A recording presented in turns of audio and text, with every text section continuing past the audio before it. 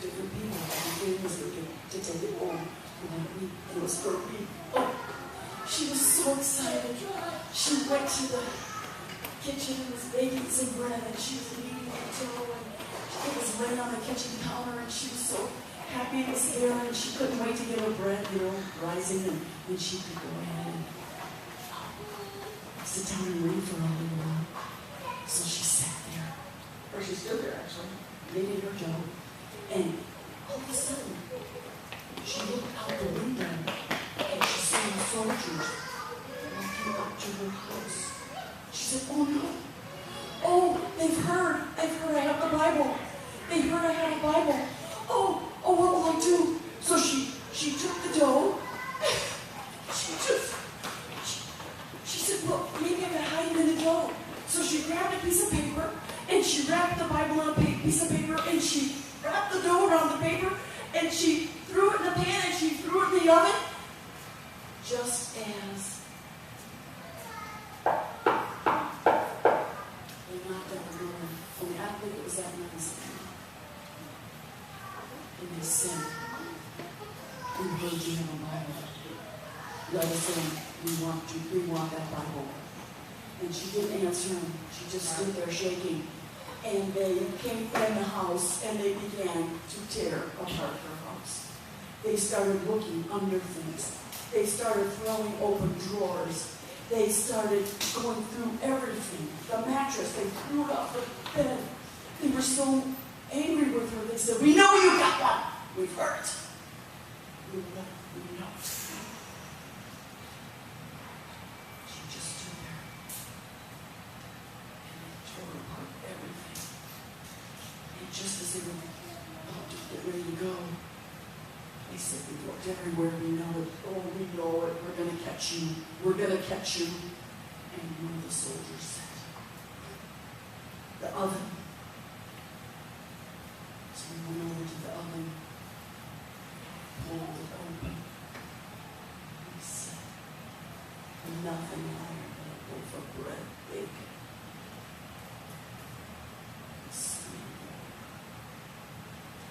And they left. And after they left, the bread finished baking. And she went over to the oven.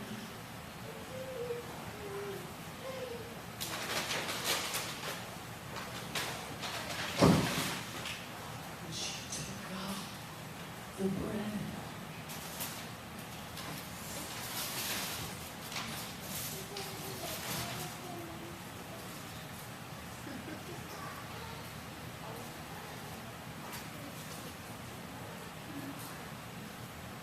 It was cool enough where she could touch it.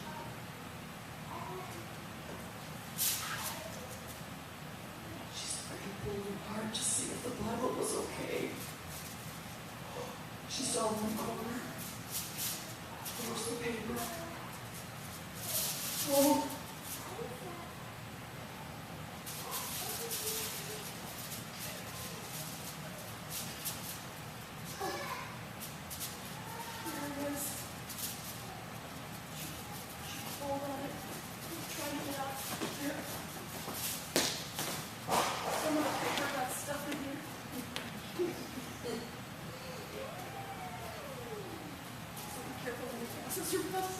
And she found it.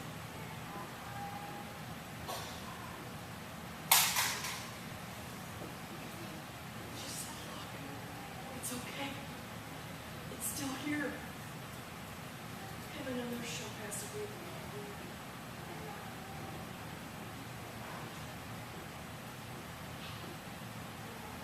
I still have it. Oh, and she began to sing, "Unto thee, O Lord, do I lift up my soul," from Psalms 25.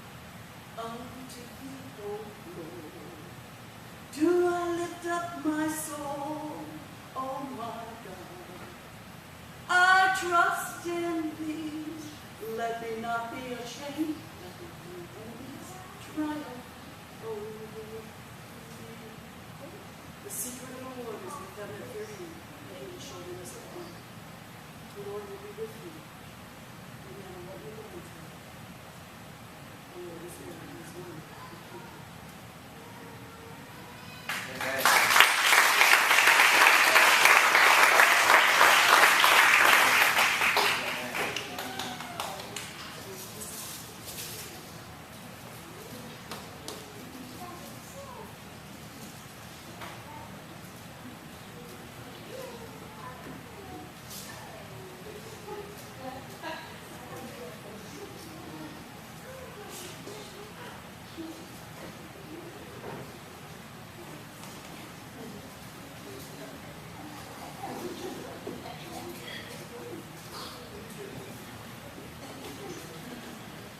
I have a story to tell you, and actually I'm going to read it.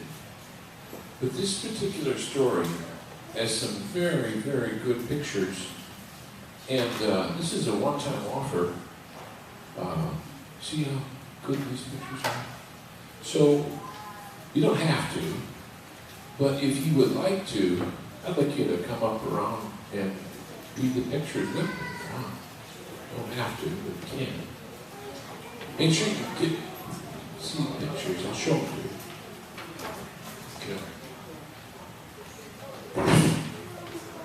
And when we're done telling the story, and I'll make sure y'all see it. When we're done telling the story, what we're going to do is Pastors John and Tracy and me, we're going to pray for each one of you, because this is what the story tells us. You want to sit in my lap? Here. This is what the story tells us. The story tells us that every one of you have a special purpose, and that God knows where you are, and He knows what the purpose is for your life. So here's the story. It's called All Is Well. Let's see how this works.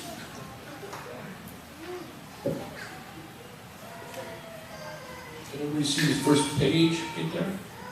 Okay. Ruth, Daniel's mom, didn't want to think about Christmas either. Her husband, a kind man who loved her and Daniel, had died almost a year ago. So the last Christmas was not a happy time. Christmas had only reminded Ruth and Daniel of how lonely they were.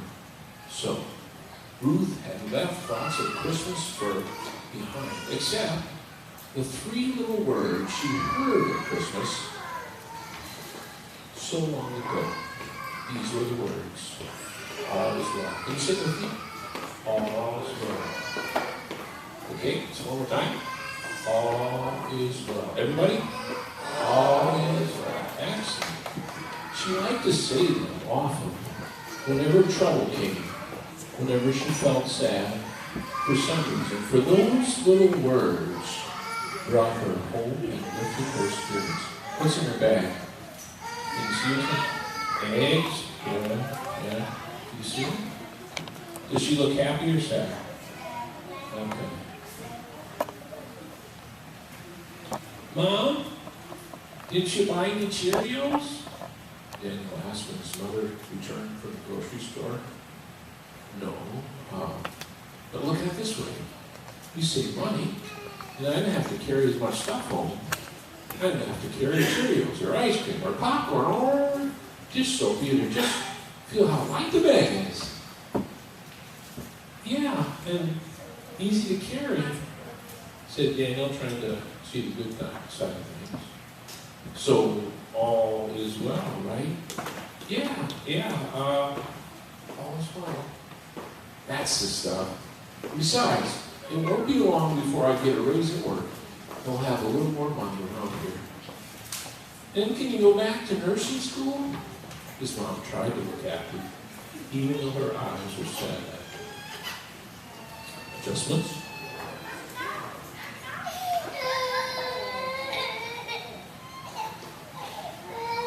Jesus said about children when He went to bless them, He didn't say, this is the church of tomorrow. You know what He said?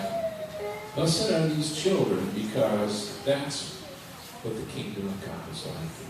And His disciples said, they're too noisy, they won't sit still. See, it's the adults who are bothered when the children won't sit still.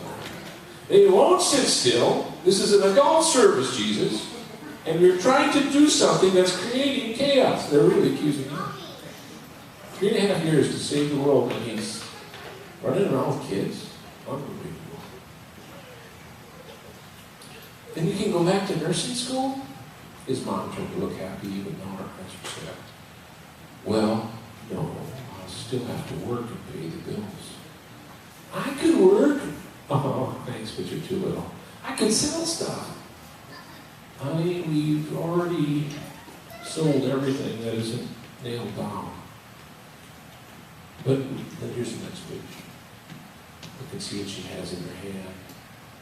Is she happy or sad? Yeah. But we were thinking about those other things. We get your mail and put it on the counter. Ruth opened the envelope and frowned. What is it, Mom? It's a letter from Mr. Baines, the man who owns the house. Oh, is he mad? Well, he wants money again, or else we'll have to move out.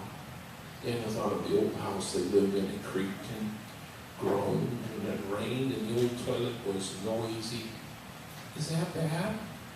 Oh, don't worry, we'll make it somehow. So can I? Can you what? Sell stuff. Yeah. Yes, so the very next one. See what he's got there? Yeah. The very next morning, the neighbors could hear the and the squeaking of Daniel's wagon as it pulled on the sidewalk. Somebody do a knocking sound. Good. Hi, I'm Daniel Preston from down the street. I'm selling stuff. Having evolved, the plumber's wife was still in her bathrobe, and the sunlight was making her squint. You're selling stuff? Looks like junk to me. Well, it's good junk. Look at this. A coffee can? Well, you can keep things in it. And look, it's shiny. And the bottom, you can see yourself. Ha! I don't need any more empty cans around here. Daniel opened a large box full of mismatched, tangled, old, and new sparkly surprises. How about some Christmas ornaments? In July? You can use them later, can't you? No, I don't want to think about Christmas. I got enough problems. You want to buy anything? Not today, kid. With that, she closed the door. Someone make a sound of closing the door. Okay. The rest of the morning didn't go much better. It seemed that all the neighbors had plenty of junk already, and they had no time to talk to a little boy who was selling more of it. Dear God, you just got to help me sell something. I don't want my mom to be sad. Was the horn. It was Mr. Patrick in his old red truck. Daniel waved a friendly hello at Mr. Patrick, and he waved back. This time he stopped. Hey there, Daniel! Hey, Mr. Patrick. Mr. Patrick had a white, frizzy hair and a round red nose. See him? Like Santa Claus. Like Santa Claus. Well, I know it's not too red there, but Red nose like Rudolph. not like Rudolph too much. See? Symbolism there. We're working with it. Red nose like a clown. He liked kids too. He'd always let Daniel and his friends come to his yard to play in the woods. What do you got in the wagon? Oh, I'm selling special stuff. Want to take a look? Mr. Patrick parked his truck and got out. He was dirty. He'd been working at the gardening store. I got a shiny can, a coffee can, a nice egg carton. How about this can opener? Well, what's in the box? Oh, that's Christmas stuff. I guess it's the wrong time of year, July, and all. Nobody seems to want to buy it. Hey, let me see it. Daniel opened the box, and sunlight danced across the silver and the gold ornaments. Mr. Patrick carefully picked up a toy soldier, a teddy bear, and a silver star, and then a paper chain. And then he must have seen something that touched his heart. He picked it up in his hand. What are you selling all these things for, Daniel? Oh, so we don't have to move, and Mom can go back to nursing school. I'll tell you what, I'll give you $10 for the whole box. Daniel couldn't even talk. His eyes and mouth were stuck wide open. Mr. Patrick pulled out a crinkled $10 bill, put it in Daniel's head. Merry Christmas! Wait till I show Mom. He said, coming in the door. He's going to show his Mom. See, she look after yourself. Daniel threw open the front door that wobbled. He ran across the oak floor of the creek and found his mom on the couch. Hey, Mom, look! He held up the $10 bill. No, we don't have to move, and you can go back to nursing school.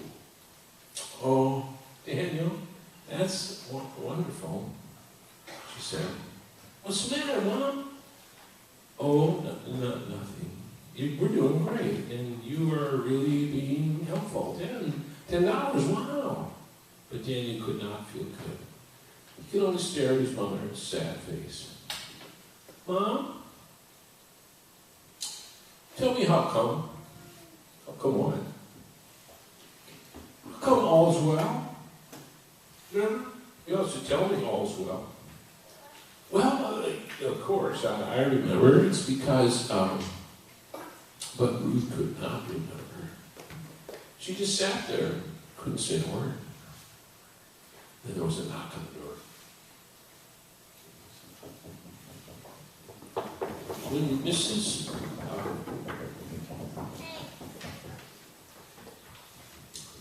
Mrs. Lloyd opened her front door, there was Patrick. Hello, Norris. How are you today? Mrs. Lloyd was sitting in a wheelchair and was not feeling well, but she managed to smile, Mr. Patrick. Oh, I'm okay, I guess. I suppose you had a visit from Daniel selling his special treasures? Sure did, but I'm afraid I didn't buy anything. Well, Doris, I did buy something for you. Look at what he bought.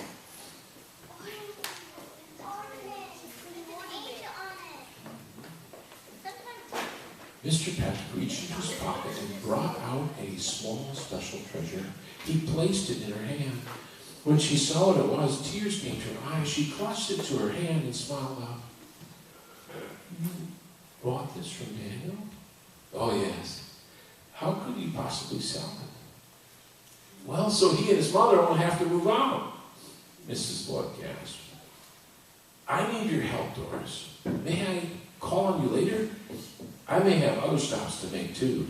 Mrs. Lloyd looked once more at the treasure in her hand and replied, please do.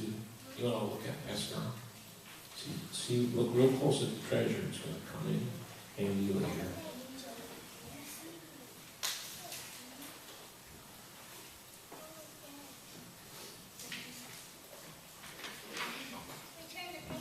Thank you for turning the page. That night, Daniel lay in bed, unable to sleep. When his mother felt sad, he felt sad. And when $10 could not cheer her up, he felt even worse. When his eyes finally closed, he felt more sad than ever. And worse yet, he felt afraid. The next morning, he sat in the empty kitchen, eating the very last of the Cheerios. He kept saying those same three words to himself. All's well. All's well. All's well. All's well. And then he thought of Mr. Patrick and the $10. And then he remembered that Mr. Patrick said when he put the $10 in his hand, he said, Merry Christmas. And so Daniel gasped. He knew what happened. He dropped his spoon. His eyes grew wide. And when Ruth came in to say goodnight, she saw the back door swinging open. She heard Daniel's footsteps running down the steps. Daniel! Daniel, where are you going? Too late. Daniel was gone, not looking back. Where do you think he went? Mr. Patrick's house. There was something that Daniel had to find. It must have been in the box, he told. So off he went to Mr. Patrick's. Mr. Patrick, I need to buy back one of those Christmas things. It was a little dangly thing on a string and it glitters with letters. Oh, the clay one? Yeah, that's it. Oh, Daniel, I'm sorry, but I don't have it anymore. You don't have it? No, I gave it to Mrs. Lloyd, and she hasn't been feeling well lately, and I thought it might make her happy, so I gave it to her.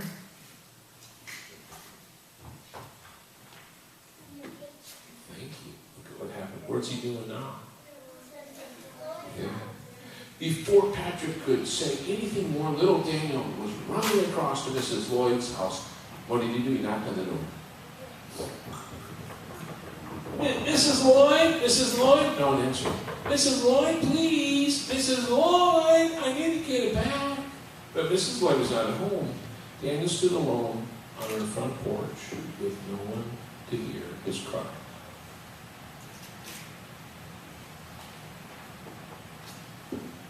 He finally returned home to their little creaking, leaking house with the bare walls and peeling paint. His mother was waiting, sitting on the couch. She had no words, only open arms.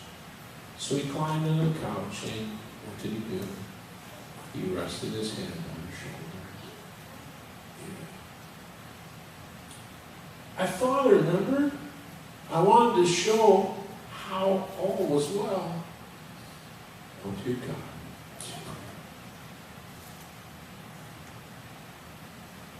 If you've given up on us, I don't care about us anymore.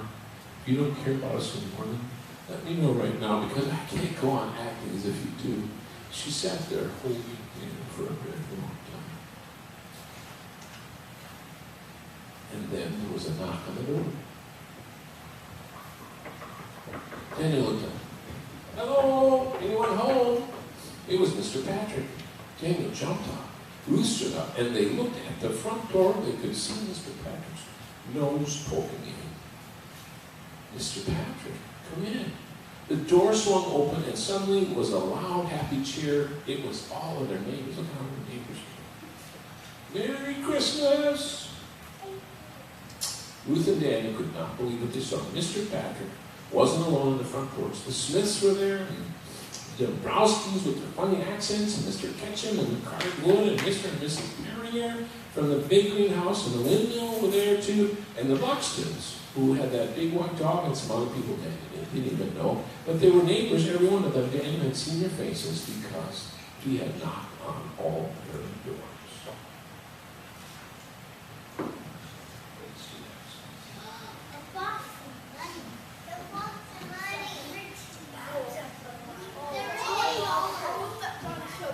We all got together and brought you a little something, said Mr. Patrick, reaching back so Mr. Smith could hand him a shoebox. We don't want you to have to move. We like having you here. Ruth gasped, her hand over her mouth, and she began to cry. Daniel was too small, so Mr. Patrick lowered the box so he could look inside. It was full of money, more money than Daniel had ever seen. No, we can pay Mr. Beans. That's right, said Mr. Patrick. Oh, and there's something else for you to see.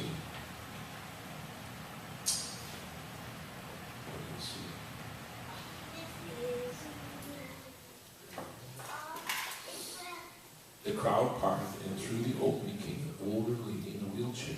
Her eyes met Daniel, and her lips turned to a smile. Hello, Daniel. I'm sorry I was not home. I was at a very important meeting. Mrs. Lloyd looked around at the neighbors. A meeting with all of these wonderful people. She reached in her purse and brought out a small object. I believe you were looking for this?